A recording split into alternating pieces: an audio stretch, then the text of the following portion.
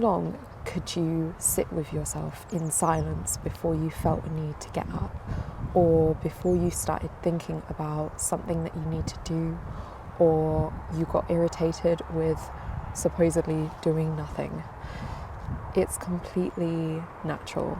We are in an always on state a lot of the time. We feel the need to do multiple things at once.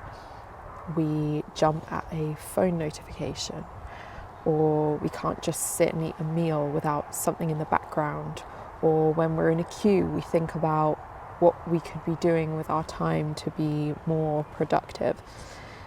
And we even have shame around doing nothing and calling it killing time. So no wonder then that we're constantly mentally exhausted. And it makes sense that we would find comfort in being in this survival reactive mode a lot of the time. Why? Because stress is attachment to a position or an expectation about how something will go.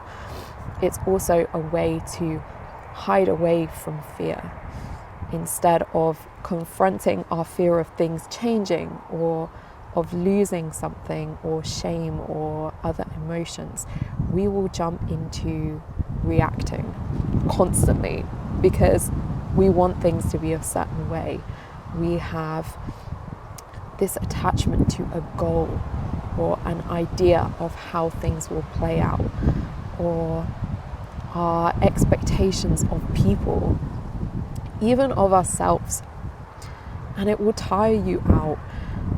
But I want to show you don't have to be in an almost unaware reaction mode all of the time. In fact, there is at least a part of you that isn't stressed, even when it feels like you are. You just need to tap into it. So let me show you what I mean. So there's an analogy of our character being like the sea. Okay, bear with me. So on the surface, there are so many waves, but every sea is calm if you actually go deep enough. Even though the water may look choppy, it's said that the problem isn't how to have a strong character, or even to attain no anger, or not to be disturbed. It's about changing your awareness from the periphery to the center, meaning that even when you're reacting, you can have a core part of yourself that observes this reaction as something that is distant and not actually you or who you are. Because if you're aware that you're angry or stressed, then clearly that awareness is a part of you that isn't affected by it, if that makes sense. So there's a part of you that's a watcher of your emotions. So this analogy is actually by an author called Osho, and they say, I really like this quote, suddenly you see that you have always been calm, and then you look at the periphery from a distance as if it is not happening to you. Even when something happens to you, there is a part of you that remains undisturbed. So this is when you realize that a lot of your reactions actually stem from attachment to things that are temporary. All of the waves of emotion that you feel are temporary. Nothing is actually permanent in this world when you think about it. Your body's cells are turning over, relationships start and end. And once you remember this, it's actually kind of freeing. Whatever judgment we have about ourselves and where we are in our life is an illusion.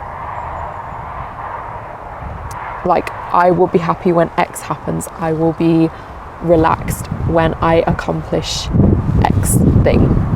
It's all just an idea that you've created for yourself.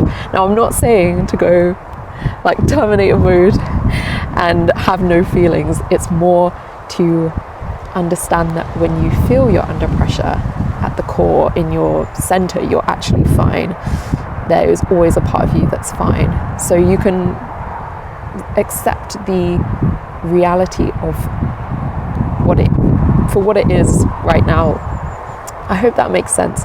So you may not be ready to fully jump into a meditation like the kind I have on my channel, but I recommend trying something when you next feel a need to react.